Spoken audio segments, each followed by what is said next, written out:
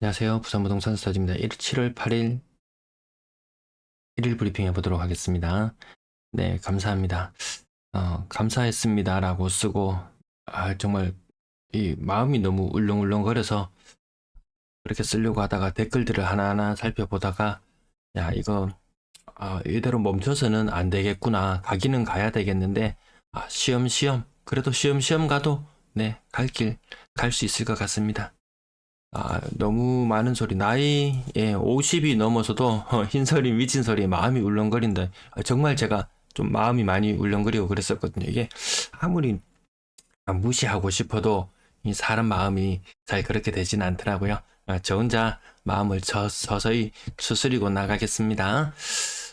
이 구독자가 10,000명이 넘고 이러니까 돈을 뭐 수억 버는지 아는지 너무 매섭게 공격합니다. 이게 조회수 아시잖아요. 저희 뭐 3천, 2천 요 정도 나오면 조회수 1회당 한 3원 정도, 뭐한 9,000원, 9,000원, 뭐 한 6,000원, 뭐 요 정도예요. 요 정도. 이거 하나 제작하려 그러면 1시간 훨씬 더 넘게 걸리거든요. 네, 뭐 그런 부분들 감안했을 때, 이게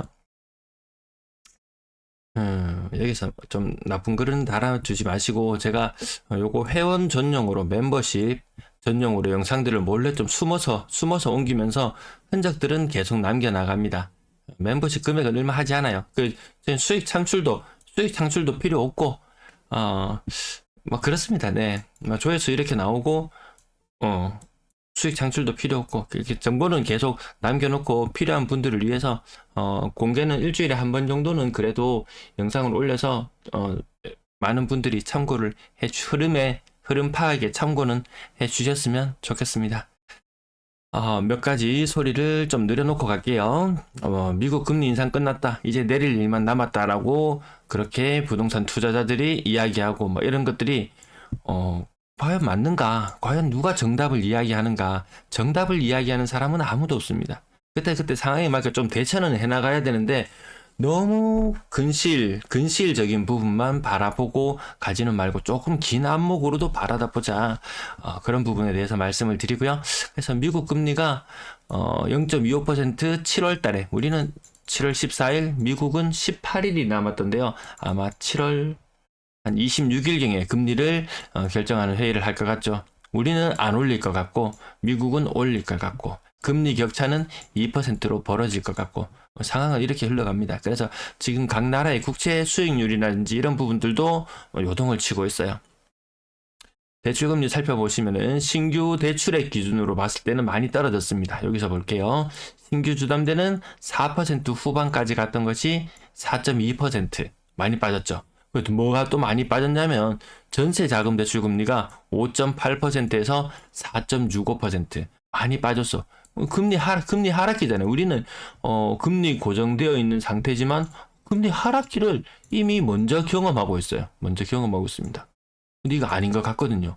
우리도 울며 겨자 먹기로 금리를 또 한번 올려야 되는 그런 사태가 벌어질지도 모르겠다.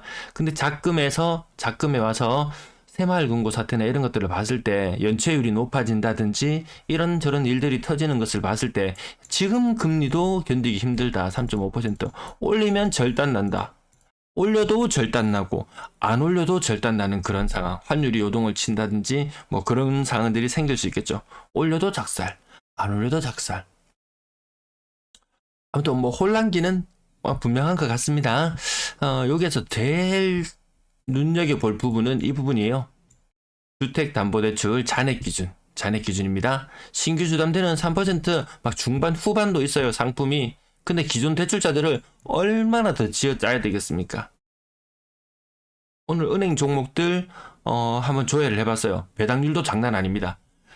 K 뭔가요? 코덱스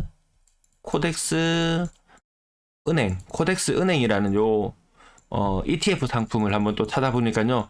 요게 배당을 한 360원 정도 해주고 현재 가격은 한 5,700원 정도 하고 작년에도 배당은 요 정도 수준으로 해줬어요. 배당을 많이 해준다는 말은 은행의 수익성이 빠방하다는 그런 의미가 될 텐데요. 은행의 빠방한 그 수익을 담보해주는 게 누굽니까? 주택담보대출. 기존 대출자들 노란색 선을 따라가 보시면은 2.6% 수준의 기존 주담대, 기존 대출자들, 주택담보대출 받은 사람들 모두 다 합쳐봐도 그 사람들의 평균 이율은 대출 이율은 2.6%인 시절이 있었어요. 언제? 21년 여름에. 지금 23년 2년이 지났어요. 2년이 지나고 나니까 지금 모든 대출자들은 대출 금리가 얼마가 됐어요? 4.19%가 됐습니다. 대략 한 60% 정도 이게 부담이 올라갔거든요. 이자를 원금은 제외하고 이자 100만 원 내는 사람이 있었어요. 그럼 이자를 160만 원을 내야 되는 그런 상황으로 바뀌어버린 겁니다. 기존 다툴자들 굉장히 부담스러워지죠. 근데 이것도 어디까지나 평균일 뿐이에요. 4.19%보다 훨씬 더 높은 금리를 부담하는 사람들도 많이 있어요. 예전에 싼 금리로 대출 받았던 사람들, 2018년도에 대출 받았던 사람들, 지금 5년 차가 되면서 5년 이후 갱신 이런 상품들하고 마주치거든요. 그럼 이 구간 동안에 계속 낮은 금리로 대출을 받았던 사람들은 갱신이 되는 순간 아주 높은 금리를 물어야 되죠. 그러면서 주택담보대출 잔액 기준으로 은행은 더 많은 수익을 뽑아가겠죠. 앞으로는 싼 금리로 유혹하고 뒤로는 비싼 금리를 챙겨가는 것이 지금 은행의 모습입니다. 정부에서도 은행을 한창 압박하는 건 척하고 했지만 결국에는 기존 대출자의 부담이 커지는 것, 그리고 은행이 더 많은 이익을 취해가는 것을 막을 길이 없는 것 같습니다. 또 딴소리도 조금 더 이어갈게요. 지금 저는 요 사국면에 이제 갓 접어든 단계, 부산이나 대구나 요 사국면에 갓 접어든 단계인데요. 정부에서 여러 가지 정책들을 내놓으면서 우리는 마치 일국면의 모습을 보는 듯합니다. 경기가 나쁘게 전망되죠. 자영업 안 좋죠. 건설업 안 좋죠. 수출 안 좋죠. 가격은 보합세를 유지한다. 이 3국면의 상황이에요. 이런 상황들 우리는 계속 겪어왔어요. 4국면에서 접어들면서 침체 본격화는 모든 가게가 경제적인 슬럼프에 빠지는 단계. 가격과 거래량이 모두 줄어든다. 우리 이거 심하게 경험했습니다. 22년부터 23년 초까지.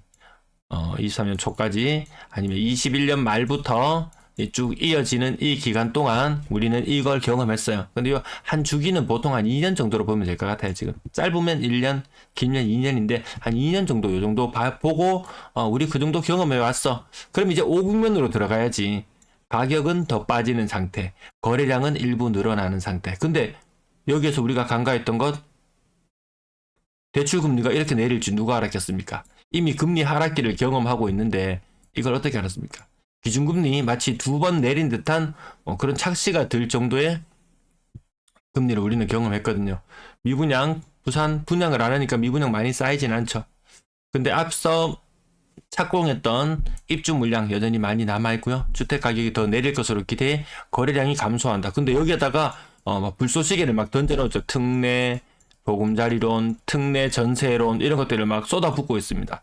사실 이런 것들은 더 이후에 더 이 회복 진입 단계, 경기 회복 단계 이때쯤에 나옵니다. 이게 나옵니다. 5국면, 6국면, 5국면부터 선제적 나와야 되는데 이게 너무 빨리 너무 빨리 완화 정책을 내놨습니다. 5국면, 6국면에서 나와야 될 완화 정책을 4국면, 5국면에서 선대적으로 막 때려 넣고 있어요. 사실상 DSR도 거의 다 무력화되었죠.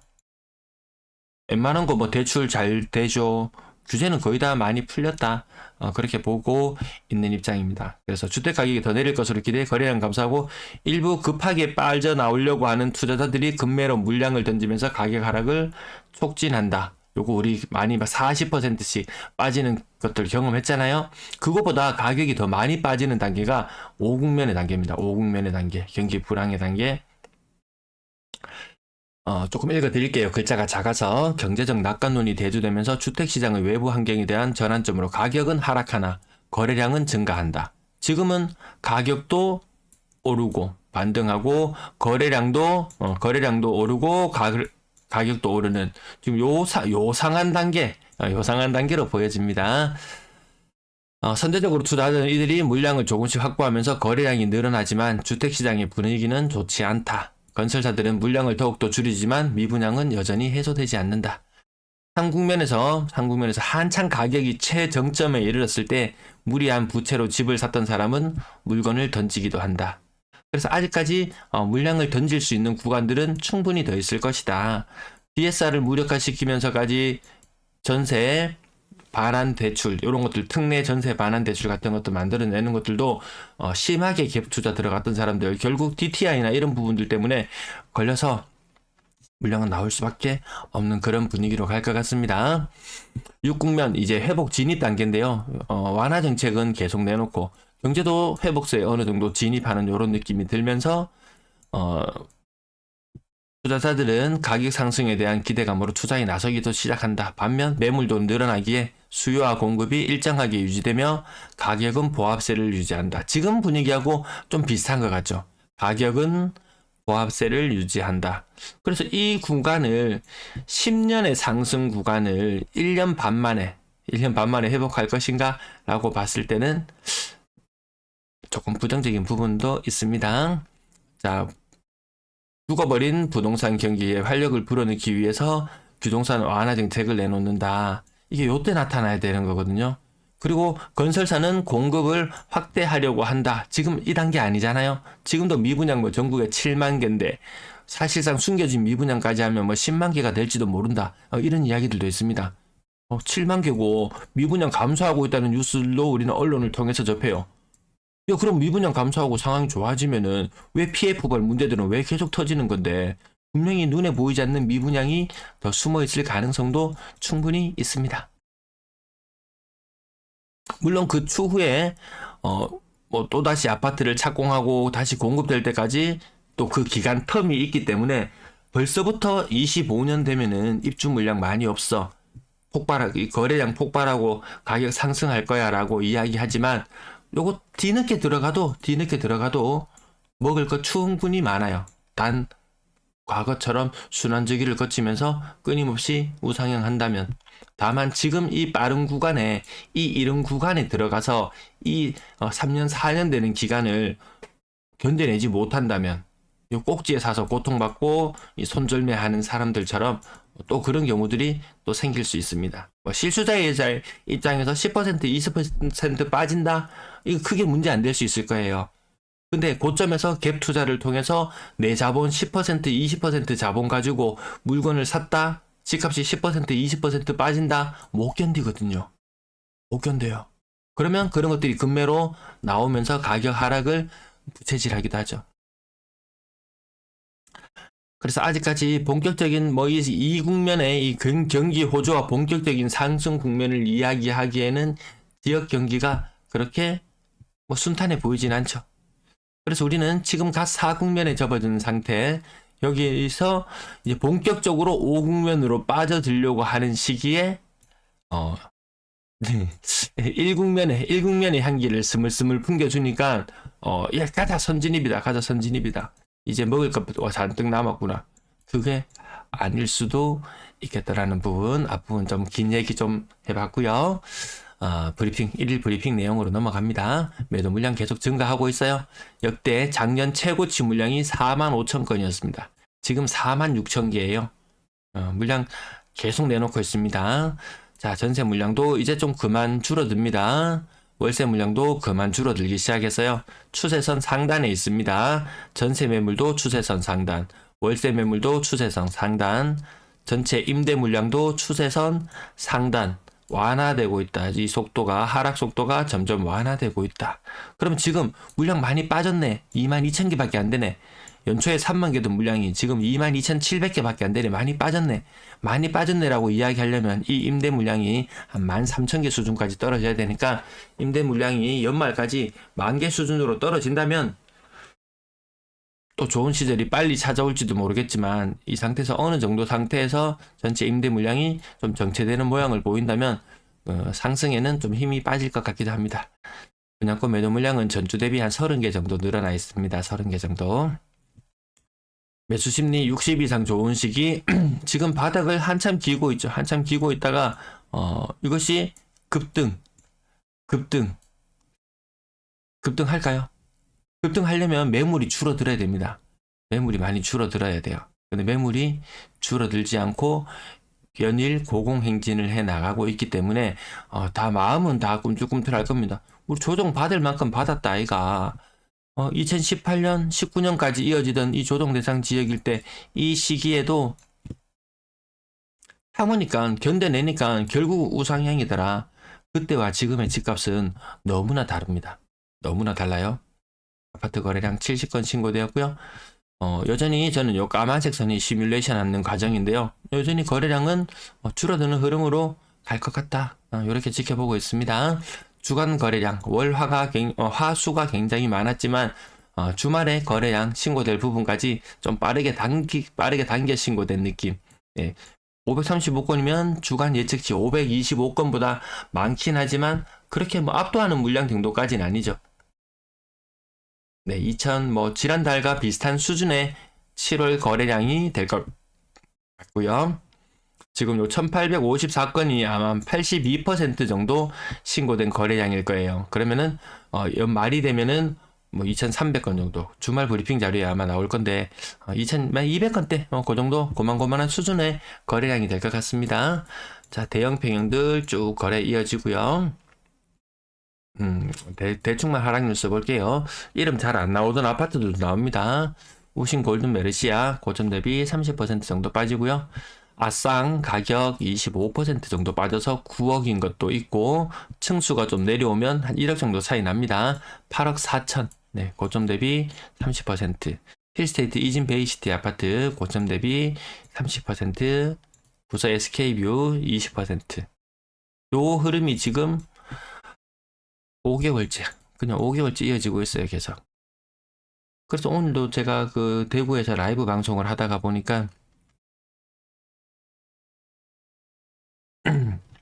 집에서 집 사자고 난리래요. 1월달에 왜 집을 안 사가지고. 근데 그런 사람들은 정말 행복한 고민을 하고 있는 겁니다. 21년 정점. 그럴 때 샀다고 한번 생각해 보세요. 20% 30% 기본 까먹고 시작하거든요. 그때 사는 사람보다 훨씬 이득. 물론 아주 저점을 잡은 사람은 그때 당시에 거래량을 보면 아시겠지만 완전 저점에 집을 사는 사람 수는 그렇게 많지도 않아요. 자, 가격 층수가 더 낮아지면 8억 3천까지도 떨어지는 모습을 보여주고요. 요거 뭐 인기가 많아서 대단한 게 아니고 2년차 채우고 나서 이제 비과세 물건도 나오고 이런저런 물건들이 나오면 2년차, 3년차 접어드는 아파트들 거래 많아지잖아요. 그냥 그 현상 중에 하나지. 뭐 인기가 많네요, 대단하네요. 그렇게 죽이지 않아도 괜찮을 것 같습니다. 네, 수영만 아이파크. 이 오랜만에 거래 신고되는 것도 종종 나옵니다. 근데 고점 대비 막 2억씩, 3억씩. 요 보면 2억, 3억 다 떨어져 있잖아요. 광안 엘리네들 21년씩 아파트예요. 네, 이제 2년차 지나고 나면 이렇게 물건들 나오는 거. 신고가 그렇게 대단하게 느껴지진 않죠. 근데 일반 서민이 살기에 6억이면 비싼 아파트예요.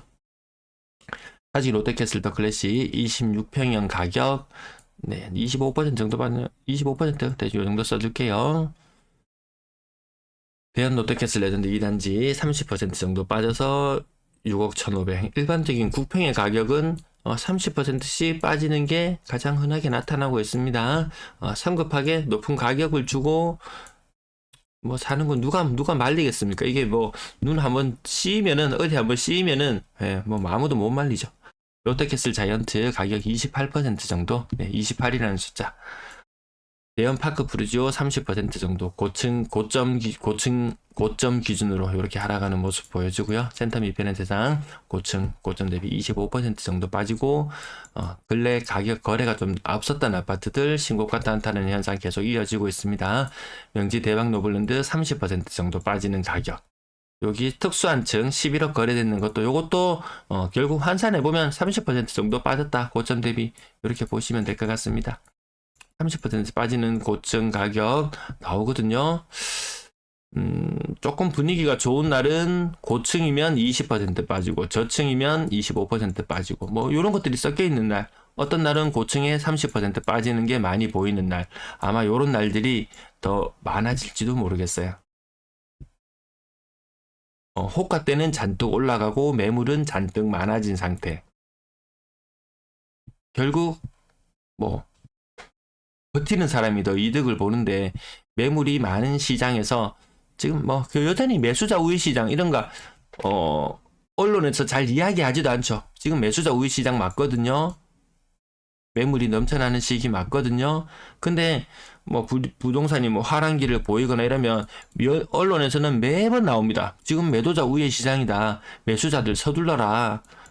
늦으면 더 비싼 값을 치러야 된다. 이런 식으로 떠들어댔지만 지금 그렇게 조금 기다리고 한 템포 숨 죽여 간다고 해서 그렇게 막 온팡 뒤집어 쓴다든지 지각비를 엄청 낸다든지 그런 시장까지는 아닌 것 같아요. 30% 고층에 30%씩 하락하는 거 많이 보이고 또 가격 저렴한 아파트들로 내려가면은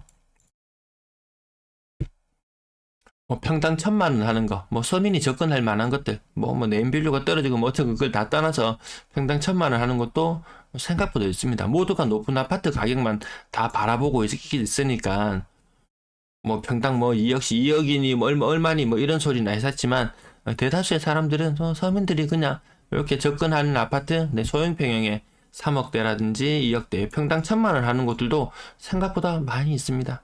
그리고 가격이 싸다고 덜 떨어지는 것도 아니고 다 같이 조정받아 가거든요. 이렇게 하락률도 보시면은 다 같이 비슷한 모습으로 나타납니다. 이거 지나치게 많이 낮은 가격은 또 우리가 또 안 봐야 되는 것일 수도 있습니다. 평당 1,000만 원 하는 곳들도 많더라. 평당 1,000만 원 안 하는 곳도 많이 있더라. 요 아래 부분들도 같이 다 또 필요하신 분들이 있을 텐데 좀 마음의 짐처럼 좀 이게 거래량이 너무 많이 나타나다 보니까 제가 다 안내해 드리지 못하는 거 3억 이상 아파트 위주로 소개해 드려서 조금 마음의 짐으로는 남아 있습니다. 끝난 거래 대금은 좀 정점을 찍고 빠지는 모습을 좀 보여주고 있고요. 근데 대단했다. 올 한 해 이 특례 보금자리는 우리 나오면서 참 이거 대단했죠. 이게 전반적으로 이게 어느 정도 흐름이 있는데 오르고 내리고 이런 흐름이 있는데 껑충 뛰어버렸잖아요. 이거 특례 아니면 뭘로 설명하겠습니까? 거래량은 여전히 3,000건 이하다. 이렇게 치고 나간다면 정말 그때는 또 옛날처럼 집값이 또 미친 듯이 오르는 거 아니야? 라고 울렁증이 생길지도 모르겠어요. 지금은 그런 단계 아니죠. 작은 산을 하나 만들고 다시 쑥으로 들면은 그 분위기 어떻게 감당할 겁니까? 6억 이상 거래량도 조금 한풀 꺾이는 느낌 들죠. 한풀 꺾이는 느낌 듭니다. 그 좋은 부동산 시장이라면 왜 돈 있는 사람들 6억 이상 아파트를 많이 안 사고 있을까요? 구군별 거래량 오랜만에 한번 가지고 와봤습니다. 이게 지금 5월달까지만 지금 담겨 있습니다. 또 다음에 또 한번 보여드릴 기회가 있을 것 같아요. 분양권 8건 중에 신고가 2건 있었고 프리미엄 5억 6억 붙는 그런 대단한 곳 있나요? 없죠. 이제 그런 곳 없죠. 전세 거래량 요 밑에 막대 그래프 보시면 전년과 어느 정도 수치도 비교해 볼 수 있을 것 같고요. 그렇게 대단한 수준은 아니고 요 전세 가격도 3억씩 2억씩 고점 대비 이렇게 차이 나는 부분들 요 격차 이제 정점을 경험하는 시기가 이제 오죠. 예. 기본 1억씩은 내줘야 되는 이 시장. 이것도 나라에서 도와준다고는 하는데 아마 모든 사람이 그 대상이 되지는 않을 거예요. 1.4억씩 차이 나는 것도 많습니다. 그래서 3억이 과거에 5억까지 갔던 것이 2억 7천 4억까지 갔으면 2억 8천 4억까지 갔으면 2억 8천 집값 빠진 것만큼 얼추 빠졌죠. 집값도 30% 정도 빠지고 전세가도 그 정도 빠지고 전세가가 조금 더 많이 빠지기는 하는 것 같아요. 네, 아랫부분까지 봐도 국평 기준으로 2억짜리 2억 중반짜리 국평 기준으로 막 쫓겨가지고 4억에 막 살고 4억 이상의 전세 살고 물론 이때 금리가 낮았으니까 상대적으로 부담은 덜 했을 거예요. 근데 이 큰 돈을 대출을 내야 된다거나 했으면은 부담스러웠을지도 모르겠어요. 전세 가격 낮은 아파트들도 많이 빠집니다. 3억까지 갔던 게 1억 7천 거의 이 비율로 따지면은 한 40% 정도 맞죠. 빠지는 모습, 전세가도 빠지는 모습 보입니다. 네, 전세 거래가 조금 주춤해지는 시기로 간다는 부분 전세 비중은 역대 매년 이렇게 비교해보면 가장 낮은 수준을 유지하고 있고, 평균 전세 가격 아직도 빠지고 있고, 금리가 한 번 더 오르게 된다면 이거 더 조정받으면은 정말 2017년, 18년, 19년, 네, 네, 그맘때 전세 가격하고 다시 만나게 될지도 모르겠어요. 네, 오늘 준비한 내용 여기까지 설명드렸어요. 월세 시장 아무리 누가 난리 쳤어도 월세 시장 안정, 월세 보증금 안정. 네, 그렇습니다.